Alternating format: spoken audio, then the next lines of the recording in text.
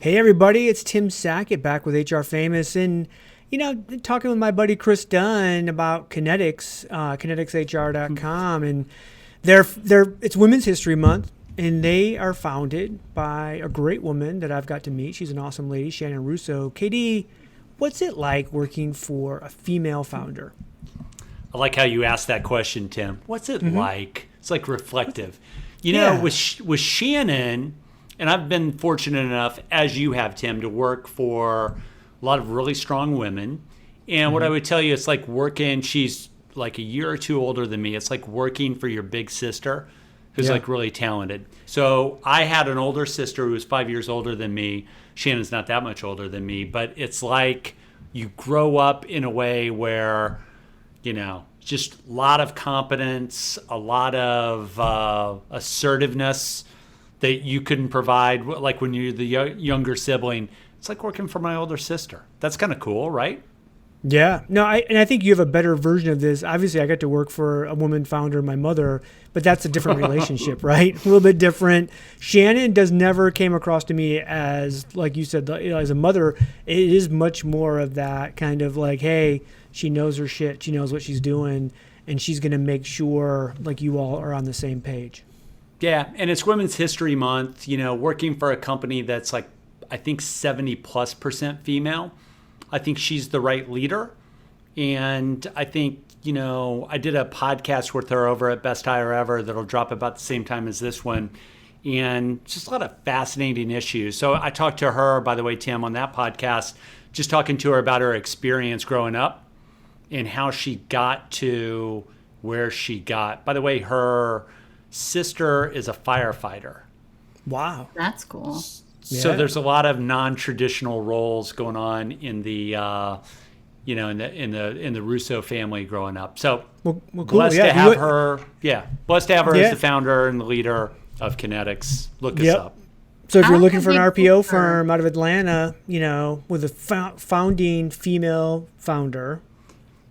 I like the big sister angle, though, by the way. Like, my daughter is the older one, and then we have a son, and part of her job is to tell him what to do and smack him around. And not that Shannon does that too, but I kind of like envisioning there's someone who's Katie's boss. It's total big sister, JLee. It really is, and I mean that in the best possible way. It's like competence, credibility, and control. By the way, JLee, I've gotten calls from KD like at 6 o'clock on a Friday. He has gotten smacked around by Shannon Russo. Love it. In the best way professionally. Of course. Part of the game. Game. KineticsHR.com. Check them out. In Atlanta, top rated RPO firm in the country, maybe the world for all we know. Make sure you go see them. All right, Cam, hit the music. Let's get this started.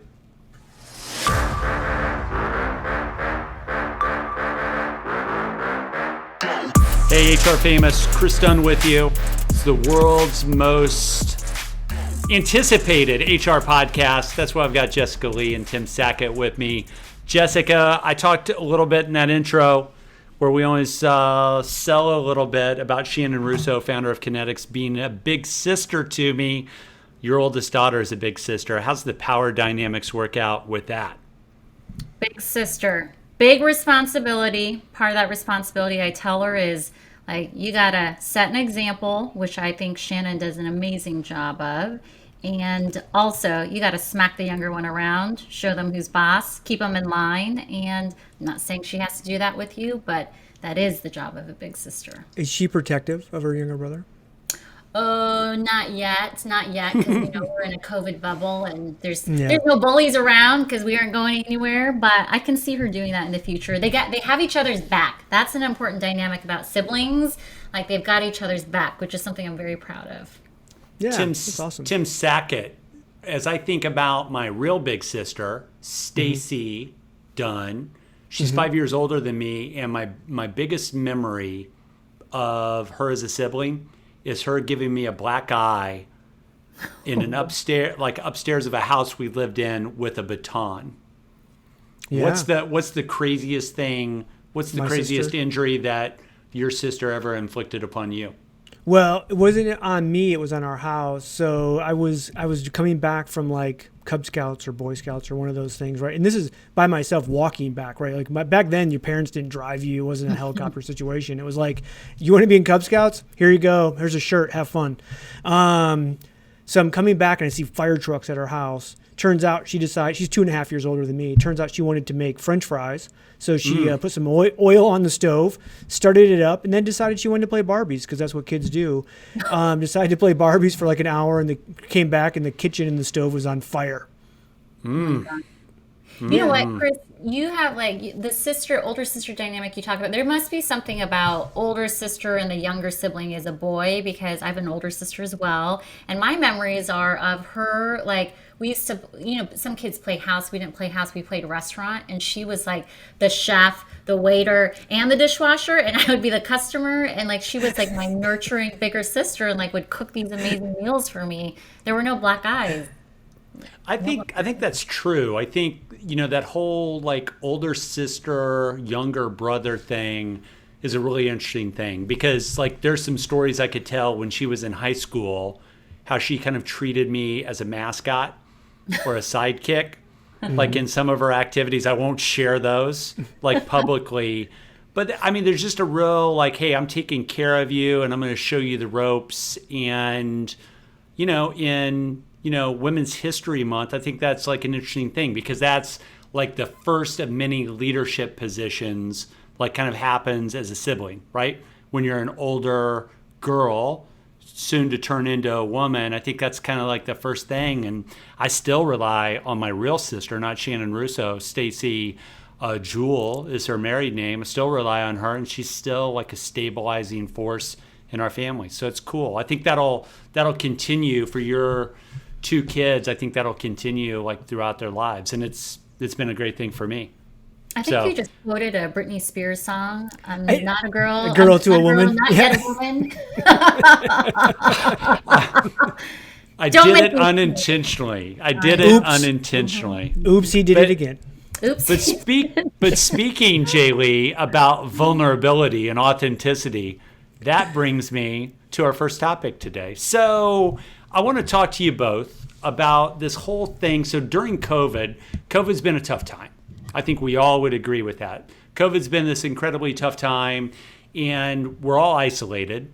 We're all doing things in a way that we've never done them before. And there's a lot of research and a lot of anecdotal evidence that suggests that that's putting a lot of us in awkward situations from a mental health perspective. And I believe all that's valid. There was an interesting article that was just out today, and it involves Brene Brown and some of her comments on authenticity, vulnerability, and leadership. So for lack of a better way to do this, Tim and JLee, I'm going to read the first 2 or 3 paragraphs of this. The article is from Inc. So it goes as follows, and I want to get your thoughts on this. At some point, you've no doubt been told that authenticity and vulnerability are essential qualities of a great leader. Melinda Gates says it. Oprah says it. So I know I've got both of you when I say that. Yes. So does management consultant Peter Sheehan, who claims the secret killer of innovation is shame. Now, side note, I don't even know what that means. I'm going to continue in the It's a article. great quote, though, right? God, the killer of innovation is shame. Okay, like or corn here's your syrup. $20,000 check, right? I'll be back next year. Thank you, Swami. All right, so back to the article. Gary will send us a text at some point with Yes, he will. With That's an emoji. exactly right, JLee. Yes.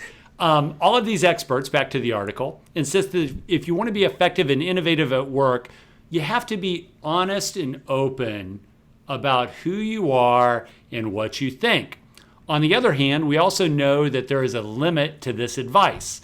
Even just a little time in the business world is enough to reveal that oversharing personal struggles can get you labeled unprofessional, and being too open with your worries just breeds useless fear.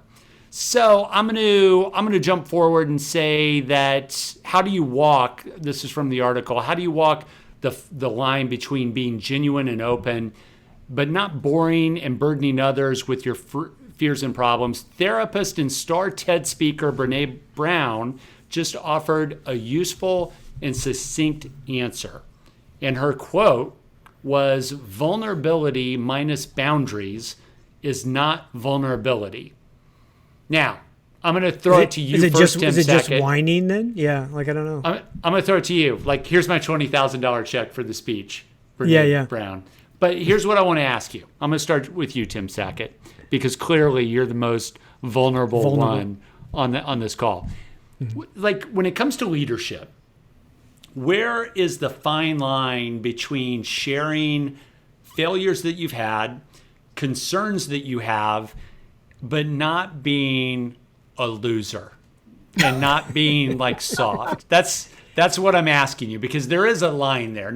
Everybody wants to know that the person leading them is a real person, but I think we're in this trap right now in 2021 of thinking that empathy and all of these other things that are linked in some way to vulnerability and authenticity. I think sometimes we go too far. Tim Sackett, what do you think? Yeah, I think the line, KD, is exactly when one of your employees looks at you and they go, holy shit, I don't think this person can lead us out of trouble, right?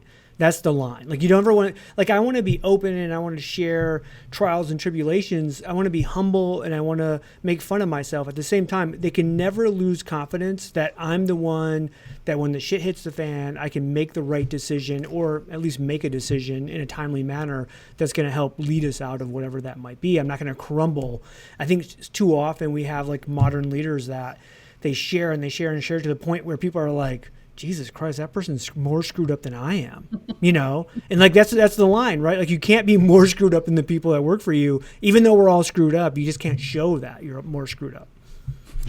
That's a good quote. So I won't give you $20,000 for that. It's like a $3,000 quote. I'm gonna give you like $700, right? It's gonna be like a virtual meeting for you to share that. JLee, I'm coming to you. Let me read this.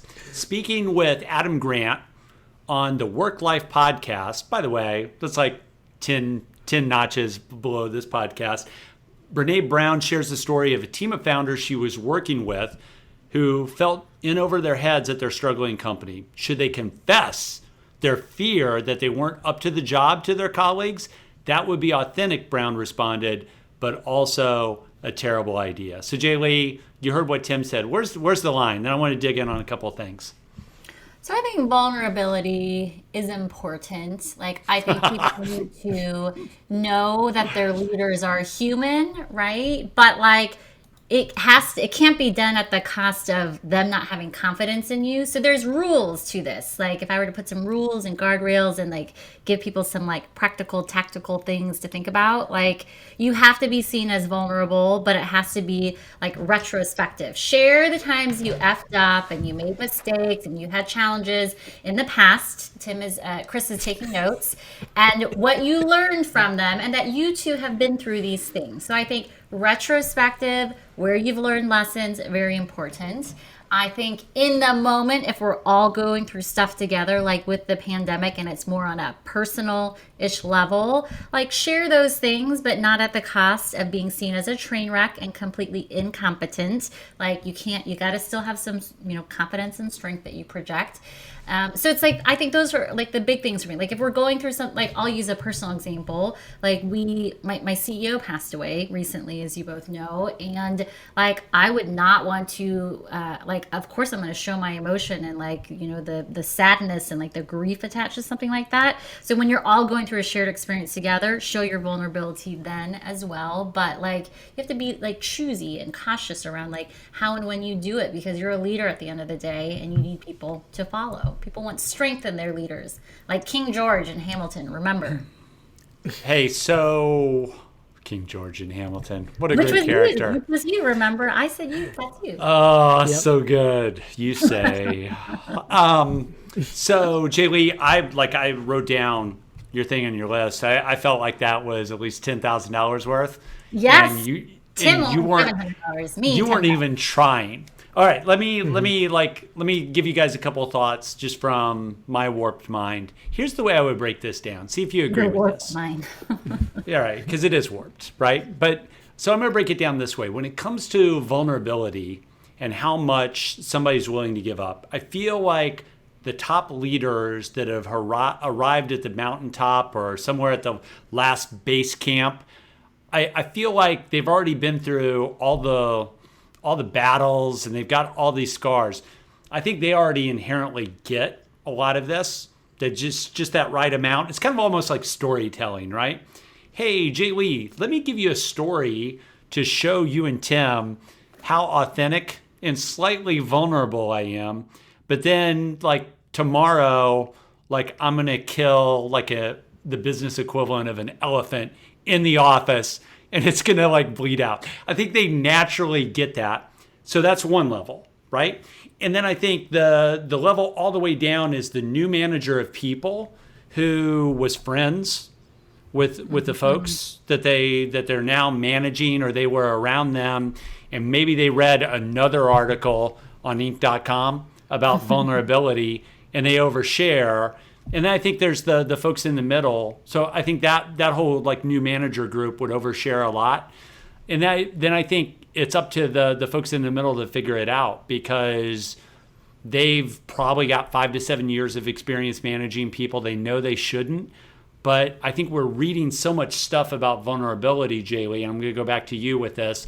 I feel like there's a danger that some people will kind of use those talking points and be more vulnerable than they should be, right? It's the bell curve of life. Hi, I'm Stephen Rothberg. And I'm Jeanette Leeds. And together, we're the co-hosts of the High Volume Hiring Podcast. Are you involved in hiring dozens or even hundreds of employees a year? If so, you know that the typical sourcing tools, tactics, and strategies, they just don't scale. Yeah. Our bi-weekly podcast features news, tips, case studies, and interviews with the world's leading experts about the good, the bad, and the ugly when it comes to high volume hiring. Make sure to subscribe today. Yeah, because you want to be likable. You want people to relate to you. And so I like that Brene Brown is, talking about that there's like guardrails and that you've got to, have some parameters around it. Because I think for folks who've seen some of her like TED Talks or listened to her podcast, she talks about vulnerability all the time. And it's what's made her famous. But like, it's not like vulnerability carte blanche. This is good. I actually love that she's talking about it in this way. Well, and JLee, we see like nonstop failed leaders. We can go back and take a look and go for every single time, not every single time, but many times it's like you had talked about like, oh, well, the people that, I manage are friends with me but they don't listen to me. Like that right there should be like that's vulnerability without boundaries. You're sharing way too much. And they've lost respect, right? That they think you can actually lead. It's also one of those things I think that you need to set up boundaries as a new leader when you're coming from the work group that you're now going to manage, right? You were coworkers and friends, and now you're going to manage. That's with one of the most difficult transitions you'll ever make. And if you don't put boundaries up right away, like you're never going to get to the level of leadership you want to get to. JLee, what are things that people can do in the workplace with their teams, right? Because we're really talking about this from the framing of leadership. What are some things that people can talk about that in your eyes, with your style, and I'll ask Tim the same question, maybe I'll share, what are some things that, you would just say, why are you going there? Because you're a strong leader. You've achieved a lot in your career. What do you? I thought you were going with like an activity like axe throwing. It's like, please say axe throwing. Please say axe throwing. Stop. Don't tease me into that. But like a better way to say it might be, JLee, what do you not want to hear from leaders that lead you? Because there's this fine line between you want access to who they are as a person, but you also, to Tim's like very early point, you want to know that they got this. That's a good question. So, one of the things that I've gotten as advice, and I actually really like this, is around, when you're going to whine and complain, you should only do it upwards to like your boss. Like you don't want to do it with your peers. You don't want to do it to your team. And I hold that same like standard for like, my leader as well. Like, I don't want to hear you complaining and whining about like what's going on in your life and your like your own boss. Like you got to save that and channel it upwards, because I do want like a strong leader. So that's like, one thing that's top of mind. But like easier way for me to like answer is also like, what am I okay with? Like my own leaders being vulnerable about. And it's like, it's the human elements that I like am okay and good with. Like, and I try to do this like with my own team and the environment I'm in as well, which is like, I don't try to like hide my kids from, except for when we're on the podcast. I don't try to hide and like really Yeah, I was freak gonna out. say Like, you were just locking the door, like you just locked your kids out. I know. For the podcast, it's different. But like, I'm okay being vulnerable about like, there's going to be kids, there's interruptions, that I am in the kitchen making a snack for my kids or trying to make coffee because it's a 7 a.m. call. And so it's stuff like that where like, I'm actually okay with. Like, I love seeing when my boss has to say like, hold on, I got to put you on mute. And then he's like yelling at his kids because they're doing something. And that's like the kind of vulnerable stuff that like, I'm okay with. I like it. Hey, I think the big thing. So JLee, that was great. I'm gonna play off that a little bit. I think, especially now a year into COVID, we, I don't want to say it's normal everywhere, but it should be normal everywhere, right? That you can have your life at home, and it is what it is. Dogs barking, kid comes in.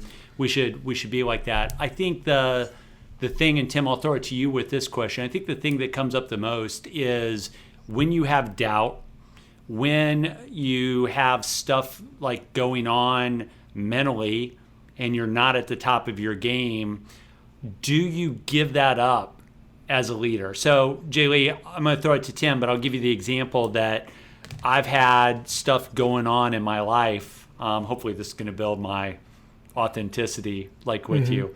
But I've had like minor things going on in my life. I'm blessed all the way around.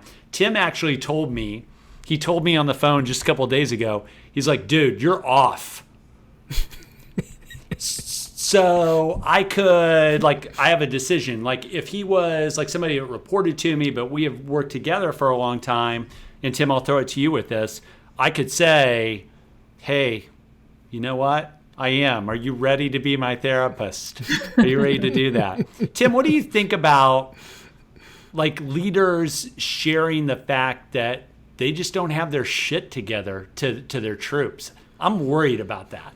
I think that's what some of this teaches us, and I think it's really dangerous for leaders. I think the one thing though is like in hard times you can't ignore hard times. Like when the Titanic is sinking, the leader that ignores that the ship is sinking, now you look like a buffoon, right? I just queued up the band, by the way. I just queued up the band on the bridge and felt like it was great. Yeah, you're like, no, everyone knows.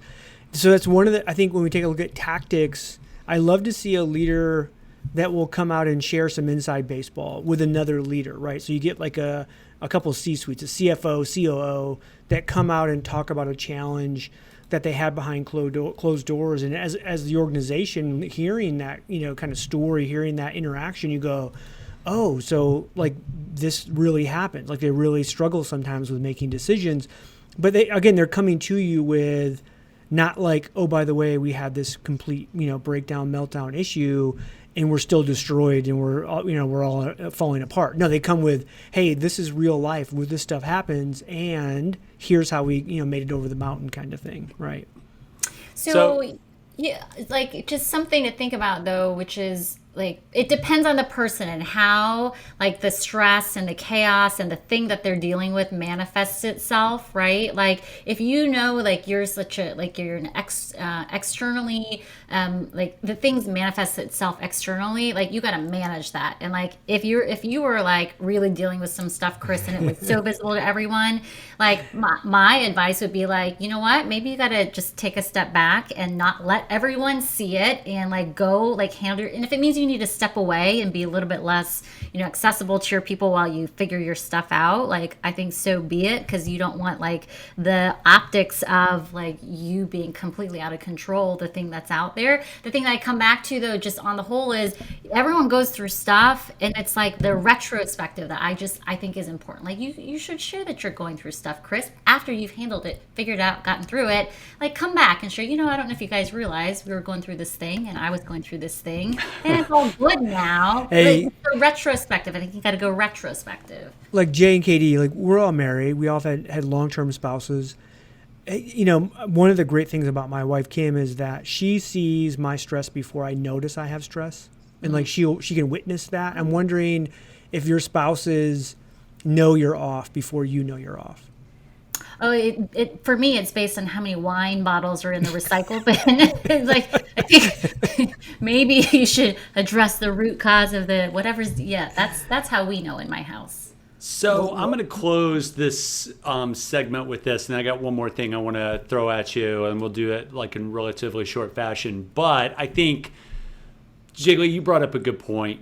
Like earlier in your like last comments, I think you described what I wanted to say, which is, there's this profile that I have. Some people know about it, some people don't, JLee and Tim. It's called Christian Dunn Life Coach. We know him very well. Yeah. And it's also business coach. And I think when it comes to like vulnerability, and by the way, the only way Tim like knew that and said that about me is because he hadn't talked to me in a while. And I probably was less than responsive like on text, right? And he knew some other stuff, so he could take like a general guess. But JLee, I think you're right. Like if I'm giving you coaching, it's got to be just the right amount of vulnerability, because I would tell you in any like professionally like run organization of any size, I mean, there's danger, right? There's risk, and Christian Dunn Life Coach would be, hey, tell me about it. I'll be your therapist. But then when you go out there, we're going to share these 2 talking points. It's going to make you look approachable. And then you're going to go kill the elephant, like on the floor. And it's going to bleed out. The cleaners will like deal with that later on. Any closing comments, Tim? I think the greatest next book title for you is Kill the Elephant, Christian Dunn Life Coach. JLee's got this like look on her face. She's like, oh, again with the killing the elephant. Like, have you heard that saying? People say, how do you eat an elephant? One bite at a time. I hate that. And that's after your leader kills it. JLee. Yeah. When you have a big problem, JLee, you don't eat it all in one bite. It's little by little. Yeah, and somebody's got to like get the elephant like to the point where you can do that. But I digress. All right, HR Famous. She's JLee, Jessica Lee. He's Tim Sackett. I'm Chris Dunn. Last thing, real quick. We'll do speed round on this. I did a post on Fistful of Talent this week called 3 interview questions to ask, getting negative information from candidates. So while we're talking about vulnerability, why don't we talk about extracting some negative information from candidates to get the best stuff for them? JLee, I'm going to give you the 3. I want you to pick the one you like best, okay? And again, the framing here is we all most of us haven't hired as much as we've hired in the past over the last year. So let's get warmed up and let's get ready to get the best stuff from candidates. Here's the 3, JLee. I want you to pick. When in your career have you been the least satisfied? So what I'm asking there is you're going to tell me the time in your career when life was the crappiest for you. And then we're just going to like dig into that. And I'm going to get as much of the good stuff as I can. And a responsible interviewer, I'm going to say, okay, is what demotivates Jessica Lee present at my company? Or if not, hopefully we have a match. So that's number 1. When in your career have you been the least satisfied? Here's one. What important truth in the world of insert your profession? So I'll do this one again with talent for you, JLee. What important truth in the world of talent do very few people agree with you on? So I'm asking for a point of view there where you're standing alone on an island, ready to lead, where the rest of the world disagrees with you. And then the third one, and this is a general one, JLee, but you'll recognize the reference really quick. The third one is any list building question that makes the candidate describe how others view them. And the site I give on this one, JLee, is the Best Hire interview session with Stephanie from Dunkin' Brands, where she said, give me 6 words that describe you. And then she flipped it around and said, now give me 6 words about how others describe you. So those were my 3 options, JLee. Which one do you like to get challenging and negative information out of candidates? Third one, always third one. Yeah, tell me why. So it's also a way to get at like level of like how self-aware the person is. So I'm always interested in that. Like, that last question, JLee, we all like that question, right? The 6-word question. I'm thinking like you almost have to give people like 5 minutes. Like, hey, I'm going to give you 5 minutes.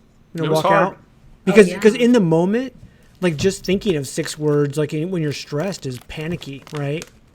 Katie. I've written mine down now. Yeah, those Awesome. are my notes from my time with Stephanie, because I didn't know it was coming. Yeah. And she said, I'm only going to give you my favorite interview question if I can interview you live. Yeah. JLee, how self-aware was I with my answers? Very self-aware. And what was the word about how others describe me that made you think that I was self-aware, JLee? We've been there. Challenging, you know. Did we talk about that on another show? Not really. Oh, I thought we did. Apologies. That's fine. Yeah. It's not about me. Unless it's about me, and then it's about me. You're challenging. Tim, which one of those 3 do you like the best? What was you have to go back through them again now. I've already forgot. I love the 6-word one. Tell me, when in your career have you been the least satisfied? Yeah, that's too much. It's too easy to make up an answer. So I actually like. Go ahead. What important truth in the world of talent, we'll I use like that as our profession, do very few people agree with you on? I like that because you really get to the passion of the person, right? Because I think it was Hung Lee on his brain food 20 question thing. What's one of the questions he asked was that where what is something that you agree with that most people wouldn't agree with, right? And because I think it really gets into what you're passionate about. Because I think if you're passionate about something, you don't necessarily think everybody else is passionate about it, from that standpoint. I like that one. Got it. Mine would be, Stephanie, interviewed me. That was a really good one. And what she said about that is that what she does is she gets those words and then she picks 2 or 3 of the words that require the most exploration that she can get the most out of. So she's basically developing an interview of adjectives that either we would describe ourselves with or how we view others would describe us. And she just takes the 2 or 3 that are probably the most problematic, and away we go. And it's a really good strategy. By the way, real quick, the what important truth in the world of X do very few people agree with you on? That's a Peter Thiel question. Silicon Valley investor. And I picked that up in the book Conspiracy by Ryan Holiday. Tim loves it when I cite books because I'm like, look at me. Just reading. I read books. Real books, people, not ink articles. Turning pages. Anyway, just turning pages here. That second question is good, but that's it's not getting at the negative. It gets at what you're passionate about, how you think. Unless what you believe in is against the norm, right? Is Potentially real that could be a crazy. negative if you're a contrarian person. By the way, I should say that in his book, 0 to 1, I haven't read this one, by the way, but I'm acting like I have, 0 to 1 Notes on Startups and How to Build the Future, he goes through some answers to the broader question, which is just what important truth in the world do very few people agree with you on. And he basically says when people say something, you have to have them dig deeper because you're no, actually a lot of people agree with you on that, right? So that's the challenge, that you're not going deep enough, that you've got to dig deeper. We might have to do a podcast on the answer to that question. Yeah. That's in a the good world one. of talent. Book club. Yeah. All right, so I think that's it. I don't have a hard close. We're running a little bit long, so I'm going to get us off. He's Tim Sackett. He's currently wearing either light blue or teal. I can't tell. She's JLee, Jessica Lee. She's wearing something that looks great. Her door is locked. Are you in your son's bedroom right now, Correct. Jessica Lee? And he can't come in while you're in there, right? No. All right. So he's Tim Sackett. She's Jessica Lee. I'm Chris Dunn. These are dramatic pauses. You know why? Because I'm vulnerable. Can't remember her name. Until next time, my friends, HR famous dramatic pauses. We are out.